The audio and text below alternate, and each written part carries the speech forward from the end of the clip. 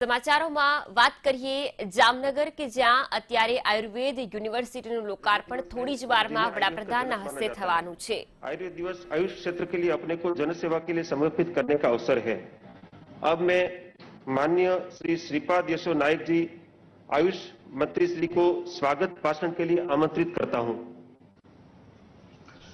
तो नमस्कार जी, माननीय प्रधानमंत्री श्री नरेंद्र भाई मोदी जी, राजस्थान के राज्यपाल माननीय श्री कलराज मिश्र जी,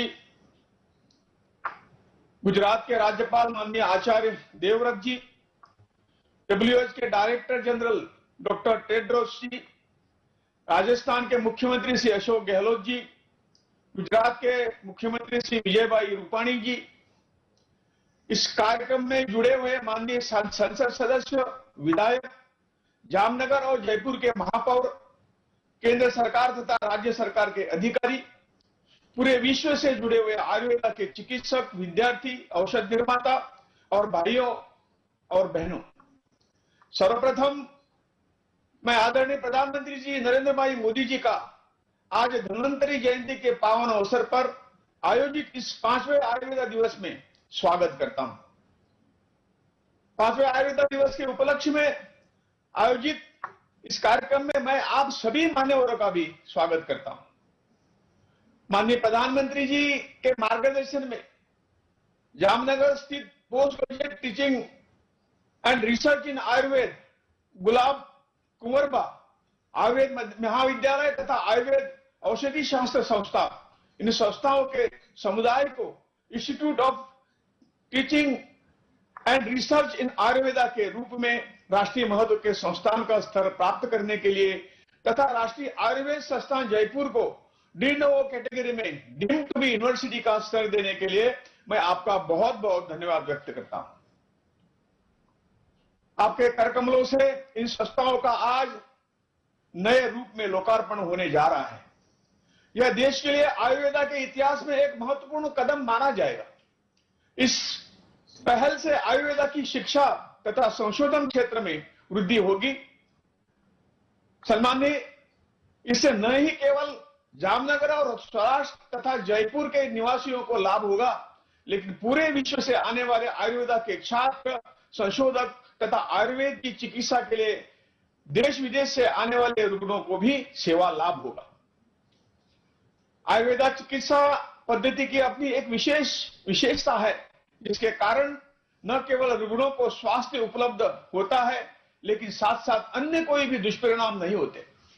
आयुर्वेदा की चिकित्सा अधिक खर्चीली नहीं है और आज इससे लगभग 5 लाख वैद्य पूरे देश में उपलब्ध है।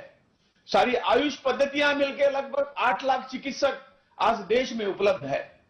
आयुष चिकित्सा पद्धतियों का विविध राष्ट्रीय स्वास्थ्य उपक्रमों में अंतर्भाव होने से देश के सारे लोगों को कम खर्चे वाली चिकित्सा सहज उपलब्ध होगी।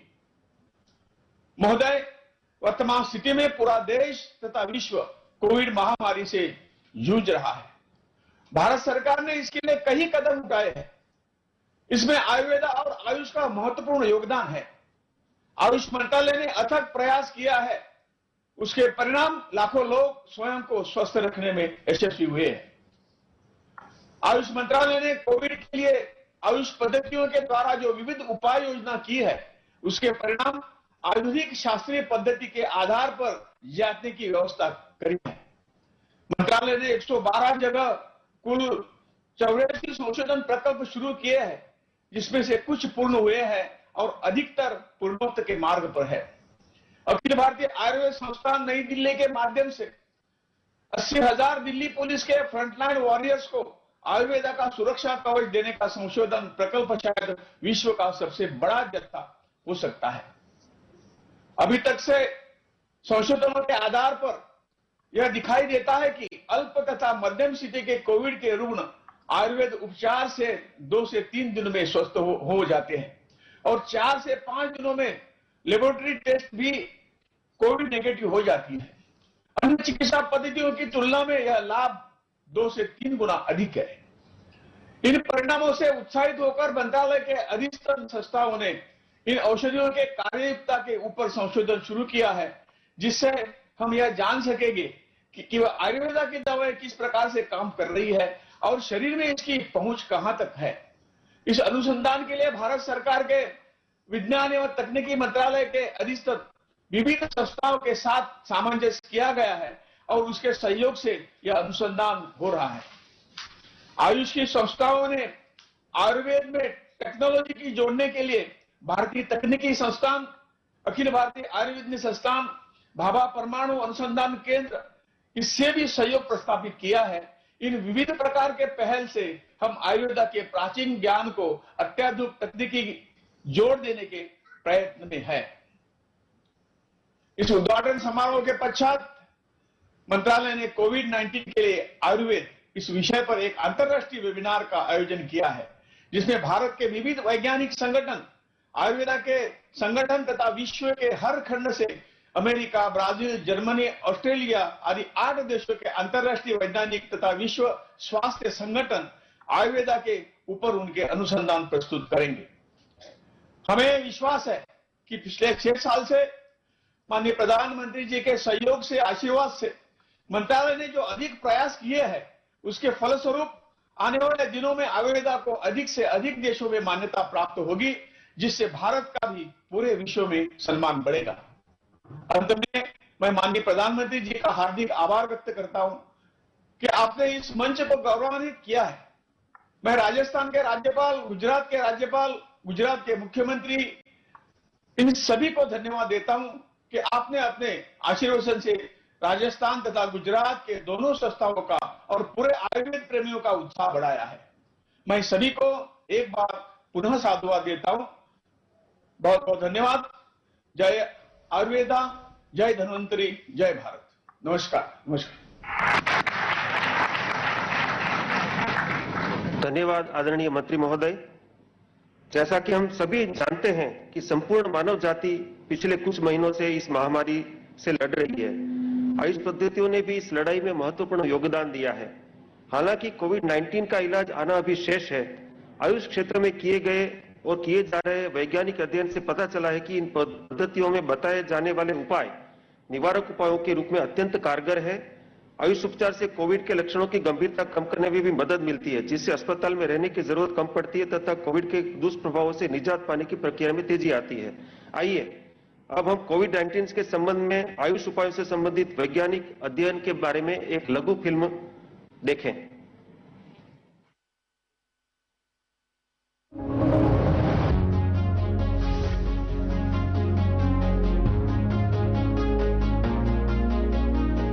माननीय प्रधानमंत्री श्री नरेंद्र मोदी जी के दिग्दर्शन में आयुष मंत्रालय ने कोविड-19 रिसर्च के क्षेत्र में कई महत्वपूर्ण कदम उठाए।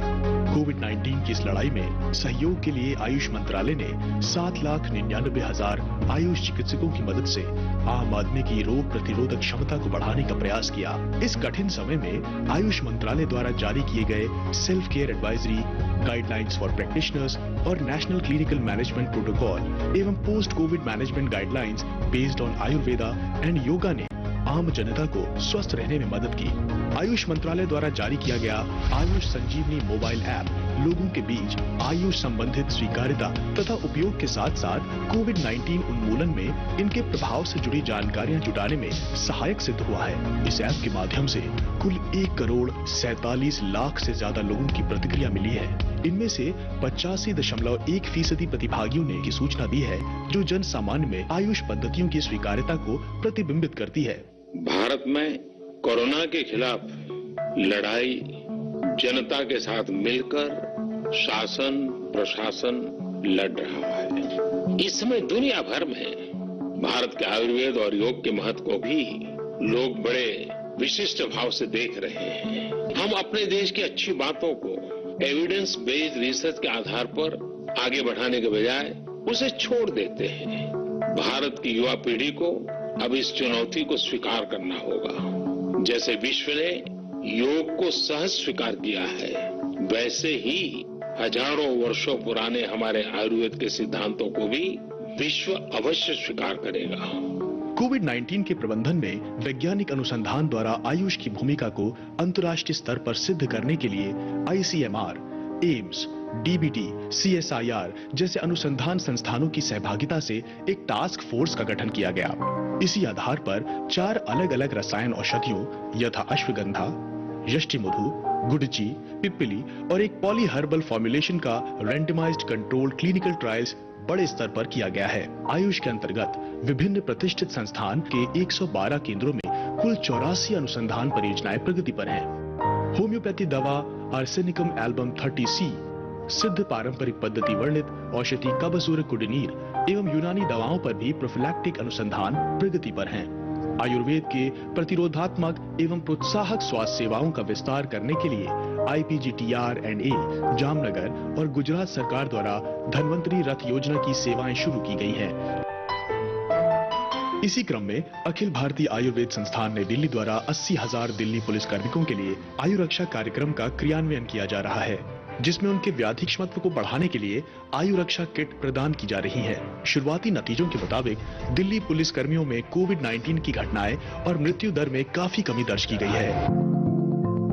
मंत्रालय के अंतर्गत राष्ट्रीय संस्थान जैसे IPGTR&A जामनगर और अखिल भारतीय आयुर्वेद संस्थान नई दिल्ली आदि में कोविड-19 हेल्थ सेंटर की स्थापना की गई। एक ऐसे मुश्किल वक्त में जब दुनिया की बड़ी-बड़ी ताकतों ने घुटने टेक दिए, भारत कोविड के खिलाफ लड़ाई में दूसरे देशों के सामने नजीर बनकर खड़ा रहा। आयुष मंत्रालय आयुर्वेद के प्राचीन तरीकों को वैज्ञानिक कसौटी पर सिद्ध करने के लिए कटिबद्ध है। वो दिन दूर नहीं जब पूरा विश्व आयुर्वेद के वैज्ञानिक आधार को जान लेगा और अंतर्राष्ट्रीय स्तर पर प्राथमिक स्वास्थ्य सेवाओं में आयुर्वेद समन्वित हो जाएगा।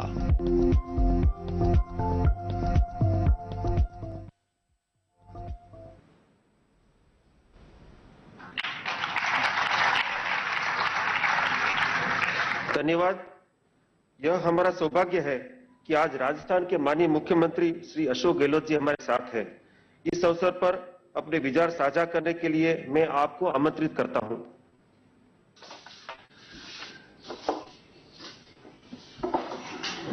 परम आदरणीय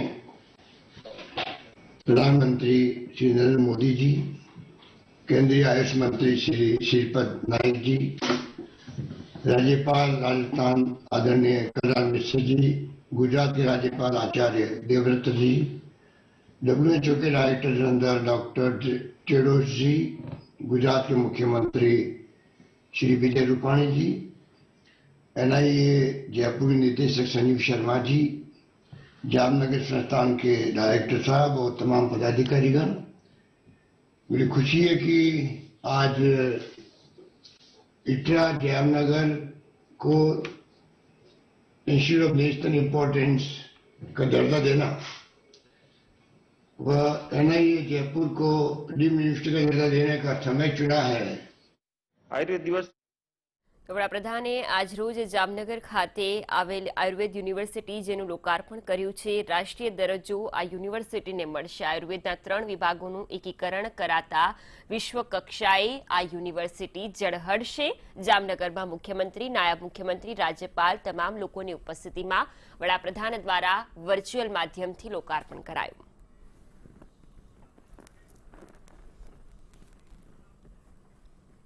આ સાથે જ બુલેટિનમાં હાલ બસ આટલું જ। વધુ સમાચારો માટે આપ લોગ ઇન કરો મંતવ્યન્યૂઝ.com પર। નમસ્કાર।